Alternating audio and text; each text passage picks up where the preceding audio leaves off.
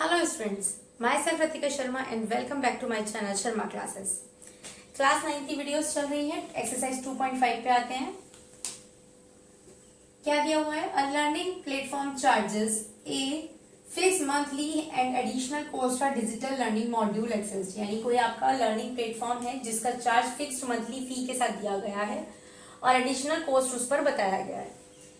A student observed that when she access to 10 module, जब वो access करता है 10 मॉड्यूल, कोई स्टूडेंट है, तो उसका बिल 400 रुपीज आ रहा है, ठीक है। और जब वो 14 मॉड्यूल करती है एक्सेस, देन 500 बिल आता है। मंथली बिल आपको y की फॉर्म में मानना है और जो नंबर ऑफ मॉड्यूल है वो x की फॉर्म में मानने हैं। रिलेशनशिप आपको ये दिया हुआ है, इसके अकॉर्डिंग आपको a एंड b की वैल्यू फाइंड आउट करनी है। तो सबसे पहले जो x और y है वो दिखा देते हैं। लेट x क्या है हमारा? Module. Let's number of modules x है एंड बिल कितना है आपका? Monthly bill y।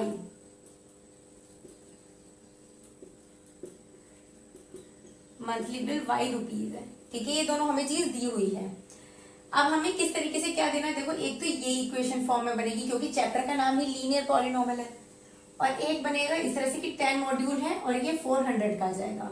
यानी अकॉर्डिंग टू क्वेश्चन क्या दिया हुआ है हमें दिया हुआ है बिल फॉर 10 मॉड्यूल्स इक्वल है 400 रुपीज, ठीक है। सो इम्प्लाई दैट पहली इक्वेशन क्या बनेगी? मॉड्यूल है हमारे पास x, तो ये हो जाएगा आपका 10x।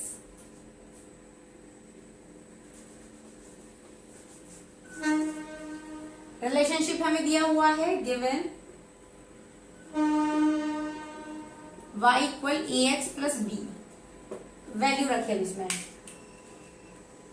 एक काम करो, साथ में रख लेते हैं। यहाँ पे भी एक बार लिख दो, बिल फॉर 14, ये 14 मॉड्यूल्स इक्वल है ₹500। ये दोनों इक्वेशन मैंने यहाँ साथ लिखी है। अब हम यहाँ पर डायरेक्ट वैल्यू पुट करते हैं। तो हमारे नंबर ऑफ मॉड्यूल x है ना, तो x की जगह आएगा 10, a प्लस b नहीं पता, y कितना है ना, मंथली बिल है तो वो 400 रुपीज है। इतनी बात क्लियर है? सो यहां से अब क्या करेंगे? ये फर्स्ट इक्वेशन आ गई आपके पास एंड सेकेंड वन क्या आएगी? सेम वापस वही करो। 500 का बिल है, मॉड्यूल है 14, ये सेकेंड इक्वेशन आ गई। अब इन्हें सॉल्व करते हैं, ए और बी फाइंड आउट करते हैं। हमें पता है बी की वैल्यू देखो सेम है, कोफिशिएंट सेम है। सो यहां से हमने सब्ट्रैक्ट किया, यहाँ पे माइनस माइनस माइनस हो गया, ये बी कर लिया आपस में। यहाँ पर जब बचेगा आपका 10 माइनस 14 माइनस का 4 ए होगा और यहाँ पर माइनस का 100 बचेगा। माइनस से माइनस गया, ए की वैल्यू आ गई 25। जब आप 4 से डिवाइड करोगे 25 आएगा। सो अब यही वैल्यू कोई भी एक इक्वेशन में पुट कर देते हैं। हम इक्वेशन 1 में कर देते हैं। इक्वेशन 1 में पुट करिए। हमारे पास ए की वैल्यू है ना 400, 10 इंटू 25 तो 250 हुआ, प्लस बी ये रहा, 250 को इधर लेके आएंगे तो 0, 5, 3 में से टूट गया 1, ठीक है। 150 बचा। तो आपसे यही वैल्यू फाइंड आउट करने के लिए कहा गया था। तो ए और बी ये रहा आपके पास, ठीक है। Uh gym charges a fixed monthly fee. कोई जिम है जिसका मंथली फी का चार्ज फिक्स्ड है बिल्कुल, and additional cost per hour. Hour means मतलब जितना घंटा आप उसको यूज करते जा रहे हो उतना ही पर आवर आपका बिल बढ़ रहा है। यूजिंग बैडमिंटन कोर्ट, वहां पर यूजिंग जो बैडमिंटन कोर्ट है वहां पर यूज कर रहे हैं। कोई स्टूडेंट है जो जिम भी यूज कर रहा है और उसने जब बीसी मतलब है यहाँ पर बैडमिंटन कोर्ट 10 आवर्स जब यूज किया तो उसका बिल इतना बैठा, और जब 15 आवर्स यूज किया तो इतना बैठा। वही सेम जैसे प्रीवियस क्वेश्चन में था। मंथली बिल आपको यहाँ y दिया गया है और आवर्स के लिए x दिया गया है। रिलेशनशिप ये है, ए बी फाइंड आउट करना है। ये थोड़ा शॉर्ट में लिखा है, आप अपने बुक से प्रॉपर क्वेश्चन देख सकते हो। थोड़ा लंबा था, लेंथी था, that's why I just make it short. Now just come to the point.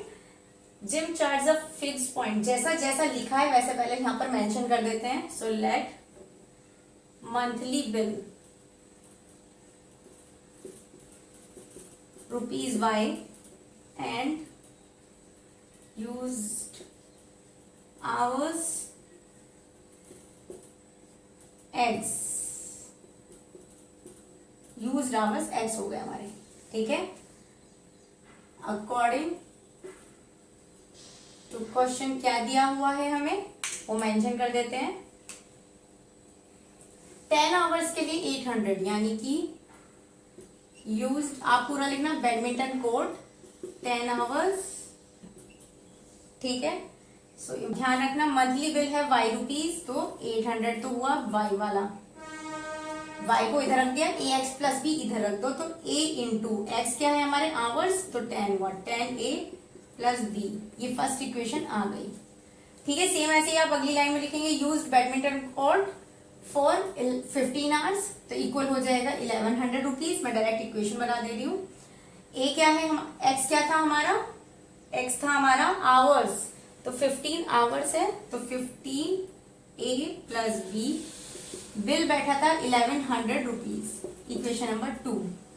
B के कोफिशिएंट सेम है, तो आप इन्हें सब्ट्रैक्ट कर दीजिए, माइनस माइनस माइनस कट गया, ये 10 माइनस 15 क्या होगा, माइनस का 5a, और जब आप इसमें से ये माइनस करोगे तो बचेगा आपका 300, वो भी माइनस का, माइनस से माइनस गया, ये आ जाएगा 60। ए की वैल्यू हमें मिल चुकी है, अब इसकी वैल्यू किसी भी एक इक्वेशन में पुट कर दो। Equation 1 implies that 10a 10 into 60 यानी 600 प्लस b इक्वल हो गया 800, इंप्लाइज दैट b इक्वल, ये उधर जाके माइनस हो जाएगा तो 200 बचेगा,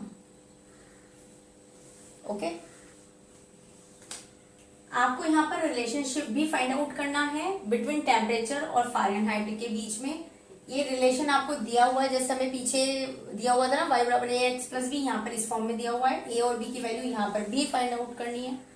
आइस मेल्ट हो रही है 0 डिग्री सेल्सियस पर, और 0 डिग्री सेल्सियस को ही 32 डिग्री फ़ारेनहाइट बोल देते हैं। वाटर बॉयल्स होता है इतने पर, और ये फ़ारेनहाइट की टर्म है, ठीक है। तो सबसे पहले क्या करना है, तो क्वेश्चन पे आते हैं। Ice melt eight 0 degree Celsius, 0 degree Celsius पर, तो डिग्री सेंटीग्रेड की जगह मैंने 0 लिख दिया, ठीक है, और फ़ारेनहाइट की जगह 32 आ गया, साथ में a आएगा प्लस b आएगा। हमें यहाँ पर सिंस कंडीशन दी हुई है a degree plus b, it's given,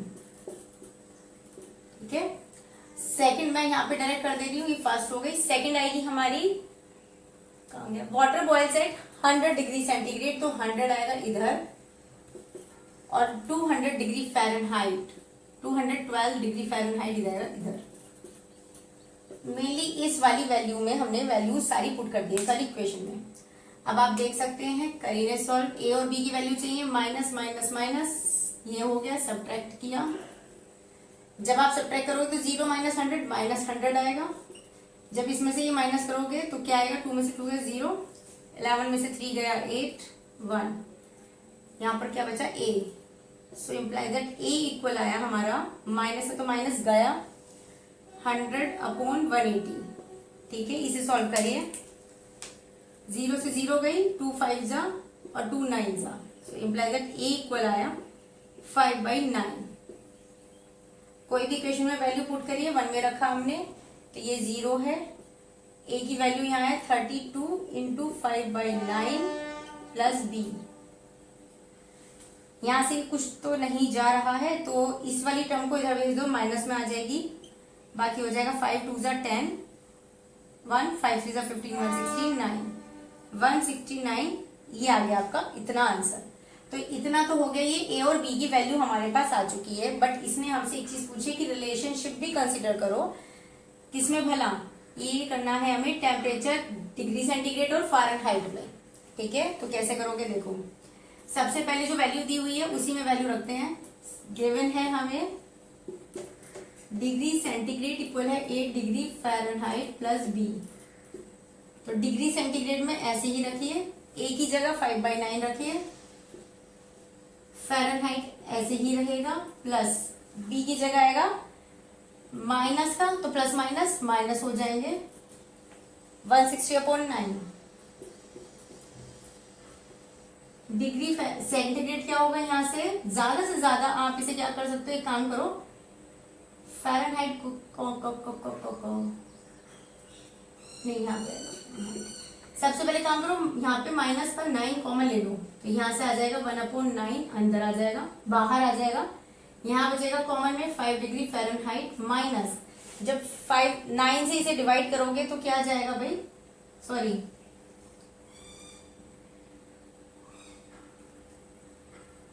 एक चीज देखो, यहाँ पर वंस प्लेस है तो 5 से जाएगा, डिविजिबिलिटी टेस्ट याद करो, तो हमने क्या किया, यहाँ से 5 और 9 दोनों कॉमन निकाला, यानी 5/9 दोनों कॉमन निकालोगे तो यहाँ तो कुछ भी नहीं बचेगा, डिग्री फ़ारेनहाइट बचेगा, 1 बचेगा मेनली, माइनस 9 तो यहाँ पे गया, 5 से डिवाइड कर लो तो 5 3 15, 1 और 2 5 2 10, ये बचेगा।